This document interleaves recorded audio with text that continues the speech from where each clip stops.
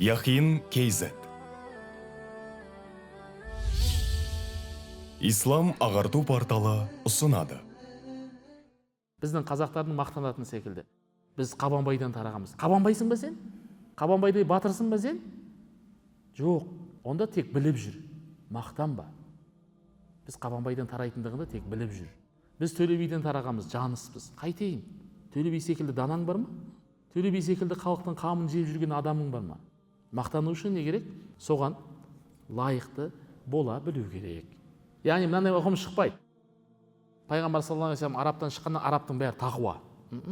Құрайыштан шыққан соң құрайыштың бәрі мұъмин, тақуа, салих құлдар болады. Жоқ. Пайғамбар саллаллаху алейхи вассалам тараған ұрпақтардың барлығы Құдай қаласа ешқандай есеп қисапсыз жәннатқа кіріп кетеді.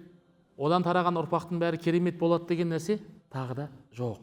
Тағы да қайталап айтамын. Біз не қыламыз? Оларды үлкен құрмет көрсетіп сыйлаймыз. Бірақ нақты мынау емес. Қайсысы салихалы, қайсысы тақуа, соған құрмет көрсетуге міндеттіміз. Ал егер бойында қандай да бір жаман, әлгі солардан тараған ұрпақтардың қандай да бойында бір жамандық, арсыздық пайда болатын болса, іс-әрекеттерінде, ол түгелдей әлгі арадағы пайғамбармен арадағы байланыстың ешқандай қадірін қалдырмайды.